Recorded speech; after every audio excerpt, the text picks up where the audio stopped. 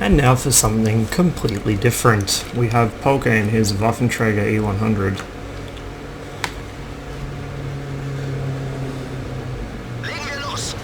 This game demonstrates a few things I would like to point out about this particular tank destroyer.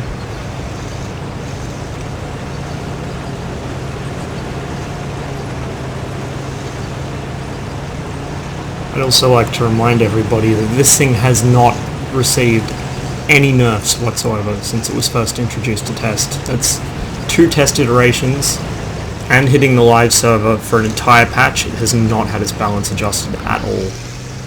Now, reminder, the STB-1, the Japanese Tier 10 medium, was immediately nerfed. Test iteration 2 comes out later in the day. As of time of recording, it's already nerfed. And really, the reason for that was just to avoid obsoleting the Leopard, I believe. But this tank has survived 2 test iterations and a patch of the live server, unchanged. So first thing Polka does is spot one of the 2 competent players on the enemy team in a very dangerous tank, which he removes in 4 shots. He's got 1 for the 69, hits a track, his turret's broken, he doesn't really want to hang around. Fires a blind shot. I'm not sure if that one hit or not. I think it did. Yeah, it looks like it did. So he's on reload for about 55 seconds, I think now. 55 seconds, 60 seconds, something like that. The key point is to just not get hit during that time, which is easy because his team controls this part of the map. The enemy haven't had time to get around the West Valley yet, especially not after he did that to a pair of the tanks that were heading that way. So you can see him now trying to figure out where he's going next, and he decides to go double team, well, not double team, I guess, triple team these tier 8s here. He's got 2 light tanks that are sort of keeping them lit intermittently. He's going to go and put some damage out there. So people say the long reload of this thing makes it balanced or even underpowered. I've seen the argument made. I think that's a load of shit. On most maps, it's easy to retreat to safety, reload, and then come back. Look at that. This thing's aim time is just obscene. It aims instantly. And its accuracy is the best in the game. He hits the rock that time. Now, one of the other things that people have been saying over and over is, oh, a tier 1 can pen it. 20mm gun shield, oh, it's such a huge target, no one will ever shoot the hull. Well, clearly they will.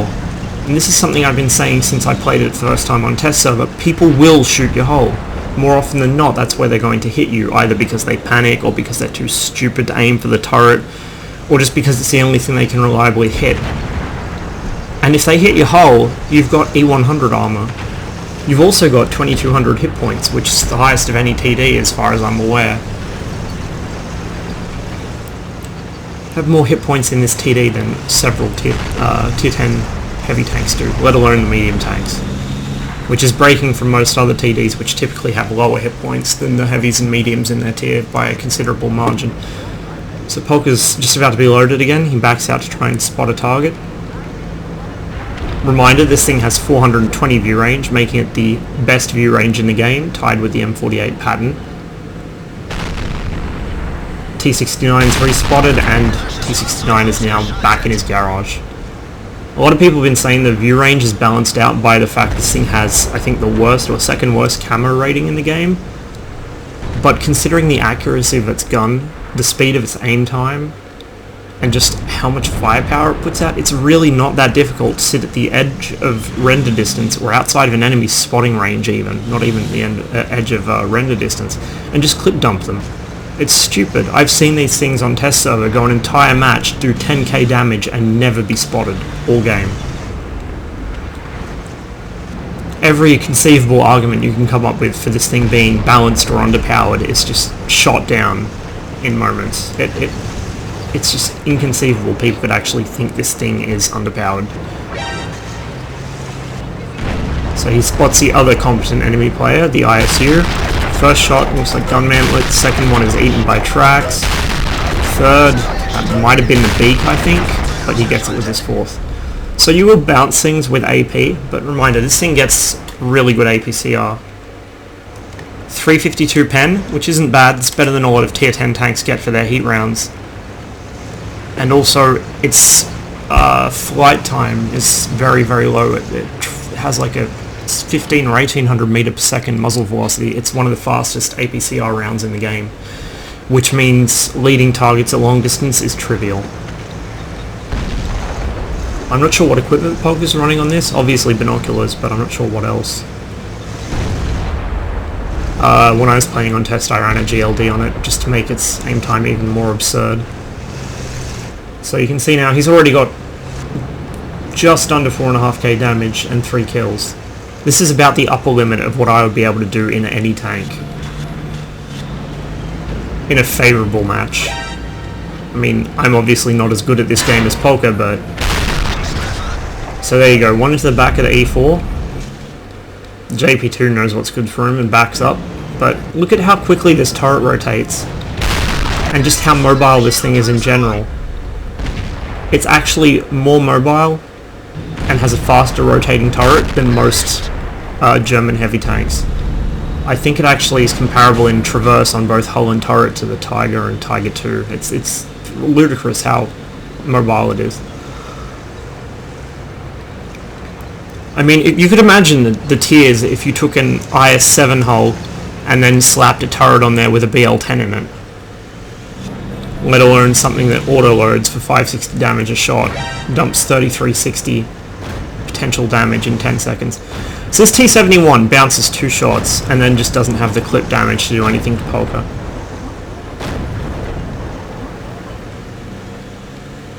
And now the T-71's on reload, he's going to run away. So there you go, again, he bounced 2 shots. It's a light tank, granted, but he did bounce 2 shots. He could have shot the turret, he didn't. Whether he was aiming for it or not, I don't know, but it really just... I don't know how people can argue that people will just shoot the turret. It doesn't happen. Best case, you do see these on the live server. Here we go. That's dead. Now the enemy Waffenträger is dead.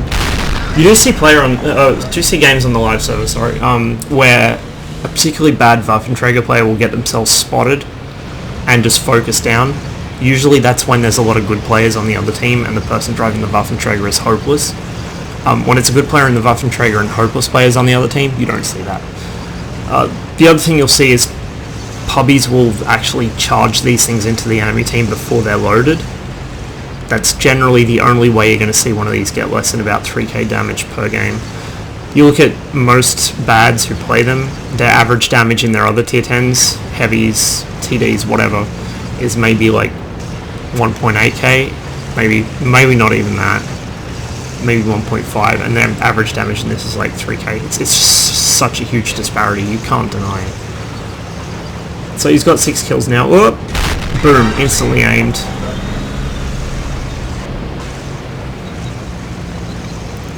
So that's 3 shots in one clip, or 3 kills in one clip rather. 3 kills and 3 shots. That's the other thing. End of the game, when everyone's low health, they're all one-shottable for this. You can kill 6 tanks in one clip, potentially. Look how mobile it is. It's easily keeping pace with the E5. Easily.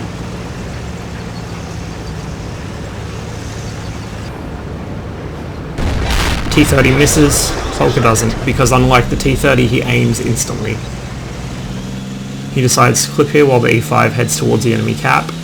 He's going to defend the low road against an enemy T-34 who has not been spotted all game, so it's probably a safe assumption he's been camping near the back of their base somewhere or has been AFK.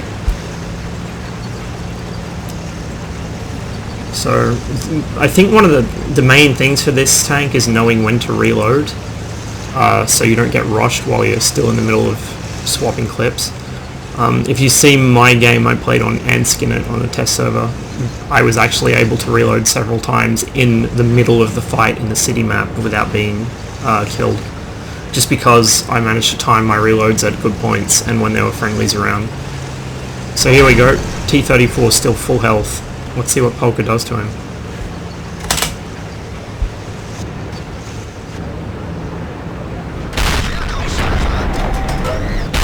T-34 doesn't even have time to get a second shot off.